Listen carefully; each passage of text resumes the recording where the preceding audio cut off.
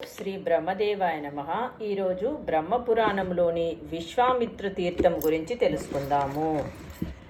విశ్వామిత్ర తీర్థము చాలా కాలం క్రితము కరువు సంభవించింది. ప్రజలకు ఆహారం లేదు. విశ్వామిత్రుడు తన శిష్యులతో గౌతమీ నదీ తీరానికి వచ్చాడు. వారందరికీ చాలా ఆకలిగా ఉంది. శిష్యుల్ని ఆహారం తెమ్మని విశ్వామిత్రుడు పంపాడు.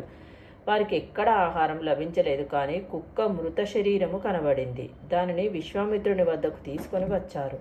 మనకు ఇంకొక మార్గం లేదు. ఆ మాంసాన్ని శుభ్రంగా కడిగి దేవతలకు, ఋషులకు, పితరులకు నైవేద్యం పెట్టి తిందాము అన్నాడు విశ్వామిత్రుడు.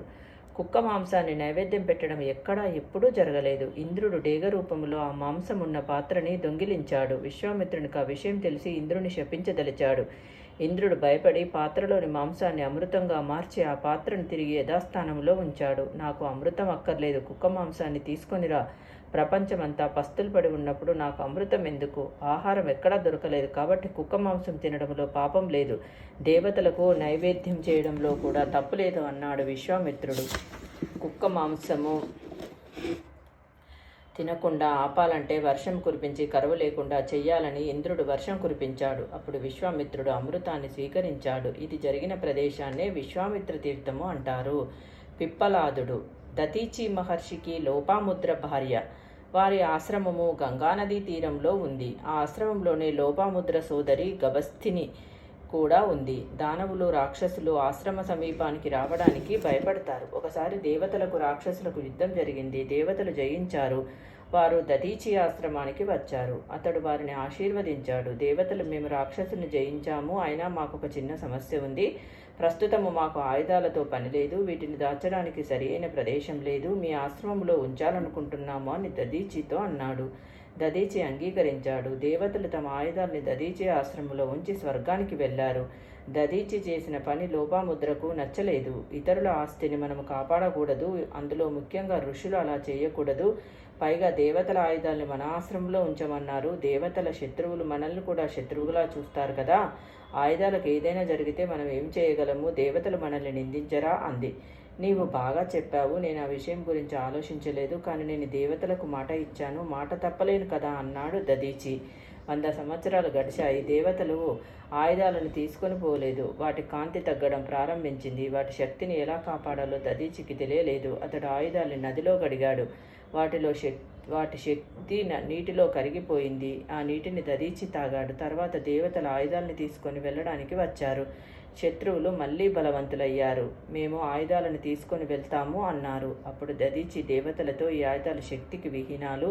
ఈ ఆయుధాల శక్తి నీటిలో కరిగింది. ఆ నీటిని నేను త్రాగాను కనుక మీకు ఒక విషయం చెప్తాను. నేను యోగం ద్వారా ప్రాణాన్ని విడుస్తాను. నా ఎముకల నుండి దివ్యమైన ఆయుధాలను తయారు చేసుకోండి అన్నాడు. గత్యంతరం లేక దేవతలు దధీచి ఎముకల నుండి దివ్యాయుధాలని తయారు చేయమని విశ్వకర్మను కోరారు. విశ్వకర్మ ఆ ఎముకల నుండి వజ్రాయుధాన్ని తయారు చేశాడు. ఈ సంఘటన జరిగినప్పుడు లోపాముద్ర లేదు. దధీచి చనిపోయిన విషయం తెలిసి సహగమనం చేయాలనుకుంది. కానీ ఆమె గర్భిణీ కావడం వల్ల సహగమనం చేయలేకపోయింది.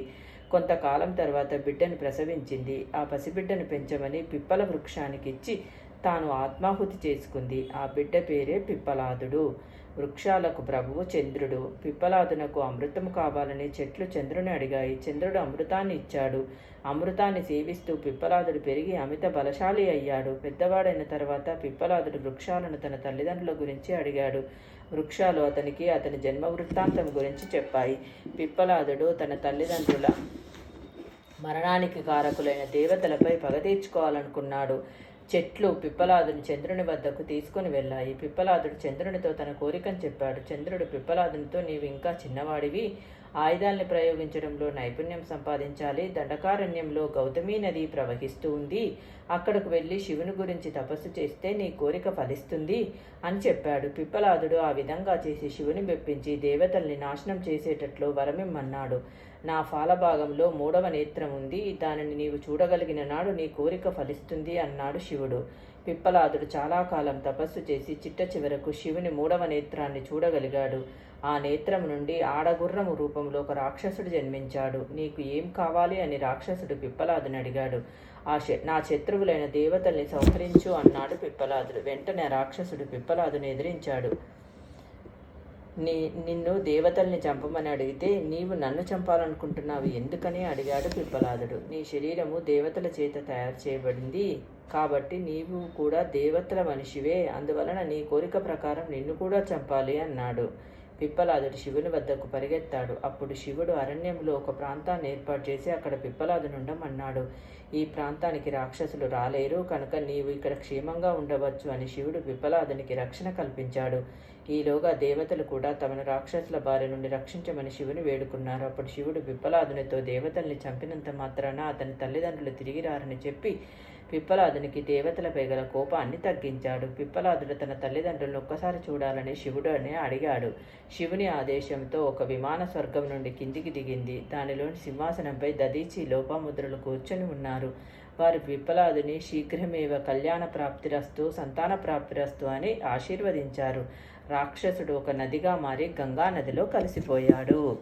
దీని గురించి రేపటి వీడియోలో నాగతీర్థం గురించి తెలుసుకుందాం.